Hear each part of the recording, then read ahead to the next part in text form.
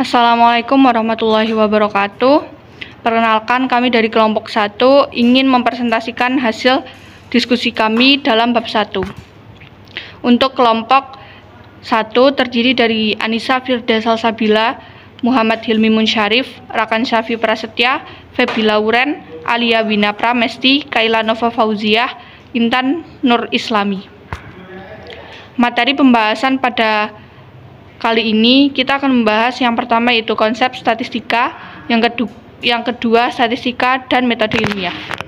Statik dan statistika.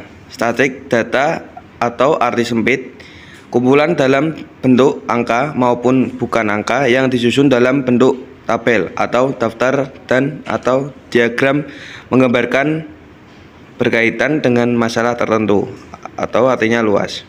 Yang kedua, statistika. Pengetahuan yang berkaitan dengan metode, teknik, atau cara untuk mengumpulkan data, menyajikan data, menganalisis data, dan menarik kesimpulan atau menginterpretasikan data.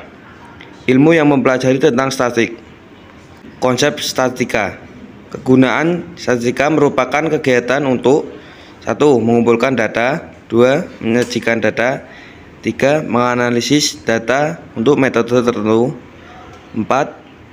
Menginterpretasikan hasil analisis. Statistika deskriptif merupakan statistika berdasarkan dengan pengumpulan, pengolahan, dan sebagian atau seluruh data pengamatan tanpa pengambilan keputusan. Yang kedua, statistika inferensi. Setelah data dikumpulkan, maka dilakukanlah berbagai metode statistika untuk menganalisis data dan kemudian dilakukan interpretasi data diambil kesimpulan. Statistika inferensi akan menghasilkan generalisasi. 2. Statistika dan metode ilmiah. Metode ilmiah adalah salah satu cara mencari kebenaran yang bila ditinjau dari segi penerapannya, resiko untuk keliru paling kecil. Peran statistika yaitu mengumpulkan dan mengolah data, menguji hipotesis, atau menjawab pertanyaan. Selanjutnya, langkah-langkah pada metode ilmiah yaitu merumuskan masalah, melakukan studi literatur, membuat dugaan-dugaan, pertanyaan-pertanyaan atau hipotesis, mengumpulkan dan mengelola data, menguji hipotesis atau menjawab pertanyaan. Yang terakhir, mengambil keputusan. Data. Yang pertama, data angka atau kualitatif.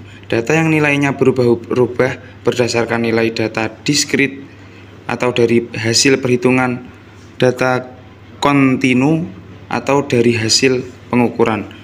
Yang kedua, data bukan angka atau kualitatif. Data yang terbentuk kategori atau atribut. Jenis-jenis statistika. Yang pertama, statistika deskriptif, statistika yang berkenaan dengan metode atau cara mendeskripsikan, menggambarkan, menjabarkan, atau menguraikan data. Yang kedua, statistika inferensia, statistika yang berkenaan dengan cara penarikan kesimpulan berdasarkan data yang diperoleh dari sampel atau menggambarkan karakteristik atau ciri suatu populasi. Populasi dan sampel. Populasi adalah suatu keseluruhan pengamatan atau objek yang menjadi perhatian, sedangkan sampel adalah bagian dari populasi yang menjadi perhatian kita. Kemudian, cara mengumpulkan data. Cara pertama yaitu dengan wawancara atau interview, yaitu dilakukan tatap muka langsung dengan antara petugas pengumpul data dengan sumber data atau objek penelitian. Jenis wawancara ada 2, yaitu wawancara terstruktur dan tidak terstruktur. Contohnya seperti gambar di samping, yaitu siswa sedang mewawancarai seorang pedagang. Kemudian cara yang kedua yaitu kuesioner atau angket, yaitu mengirimkan kuesioner yang berisi sejumlah pertanyaan yang ditunjukkan kepada orang yang menjadi objek penelitian atau responden, sehingga jawaban tidak bisa langsung diperoleh. contoh kuesioner seperti yang terlihat pada gambar di samping. Cara mengumpulkan data ketiga dengan metode tes dan skala objektif. Dengan memberikan tes kepada objek yang diteliti. Tes psikologi berupa tes kecerdasan dan bakat, tes kepribadian, sikap, tentang nilai dan prestasi belajar. Contohnya seperti gambar di samping. Metode keempat adalah proyektil. Dengan mengamati atau menganalisa suatu objek melalui ekspresi luar dari objek tersebut dalam bentuk karya berupa lukisan atau tulisan. Metode ini bisa digunakan untuk mengetahui sikap, emosi, dan kepribadian seseorang. Skala pengukuran. Skala nominal, skala yang hanya memiliki ciri untuk membedakan skala ukur yang satu dengan skala ukur yang lain. Data diklasifikasikan dalam kategori, misalnya pada gambar di samping ini. Label pertama, jumlah orang 536, presentasinya 26,18. Skala pengukuran, skala ordinal. Skala selain membedakan juga mengurutkan, seperti pada tabel di bawah ini. Skala pengukuran, skala interval. Selain ciri membedakan, mengurutkan juga memiliki jarak yang sama. Memiliki ciri yaitu yang pertama saling lepas atau mutually eksklusif. Yang kedua lengkap terbatas atau exhaustive. Contohnya seperti pada tabel di samping ini.